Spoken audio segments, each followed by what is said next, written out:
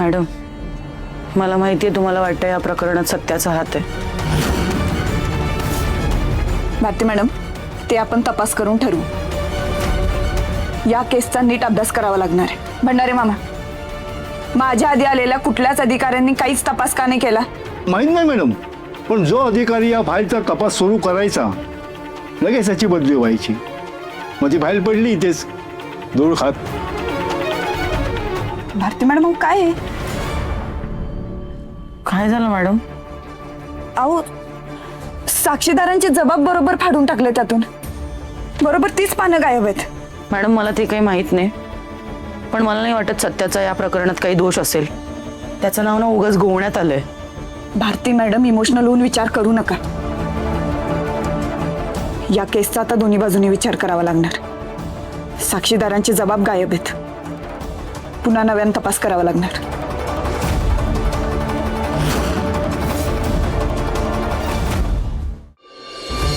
Madam, मधल्या काळात माझी पोस्टिंग इथे नव्हती, त्यामुळे मला काही माहीत नाही.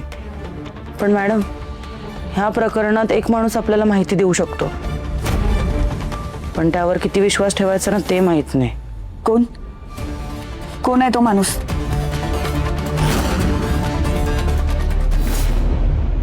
हे बघा, तुम्ही काही टेन्शन घेऊ नका.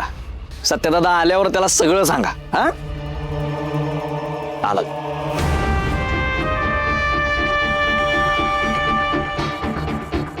नमस्कार.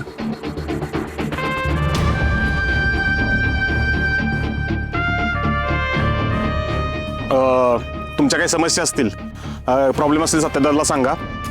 ते आम्ही लवकर लवकर सोडवण्याचा प्रयत्न करू. दादा, समस्या सगळ्यांची ऐकूच, पण एक जरा गंभीर विषय आहे, तो पहिला आपण सोडूयात. म्हणजे तुझी काही हरकत नसेल तर बोलू का त्यांना? मयूर, या.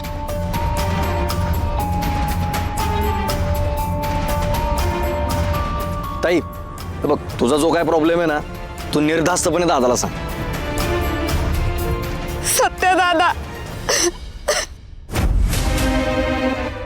अगं रडू नको, सांग बिंदास सांग, घाबरू नकोस अजिबात, सांग. जय द्या, तू सांग काय झालंय? हे संख्या इकडे इकडे. यो संख्या, त्यानं तिला फसवलं.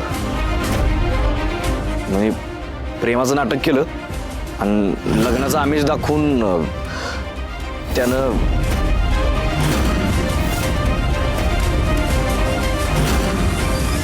अरे सत्यदा,